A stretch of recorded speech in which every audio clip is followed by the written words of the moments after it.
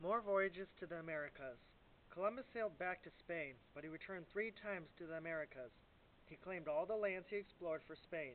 In time, other Spanish explorers and settlers sailed to the Americas. Each journey increased Spain's power there. England, Portugal, and France also joined the search for a western trade route to Asia. England hired a sea captain named John Cabot to lead an expedition. In 1497, he landed in Newfoundland on the coast of present-day Canada. He claimed this land for England. Portugal hired Pedro Alvarez Cabral to find a new route to India.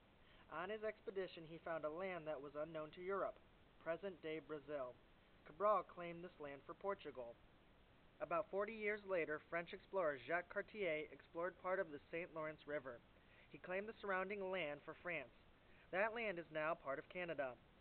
English explorer Henry Hudson was hired by the Dutch and then by the English to find a water route across North America to Asia.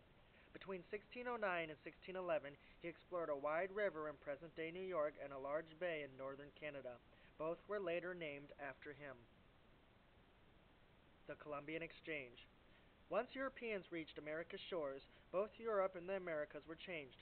Europeans found benefits such as crops they had never seen before, including corn, potatoes, and tomatoes. They took these plants back to Europe. Europeans brought new plants and animals to the Americas. These included wheat, sugar, horses, cattle, and pigs. This movement of goods between the Western Hemisphere and the Eastern Hemisphere is named after Columbus. It is called the Columbian Exchange. The exchange had costs as well. One unintended consequence was that Europeans carried diseases that were new to the Americas, such as smallpox and measles. Over time, European diseases killed millions of American Indians. The Columbian Exchange made life better for American Indians in some ways, however. Plains Indians began using horses to hunt and travel. Many European plants and animals provided American Indians with new sources of food and clothing. Lesson summary.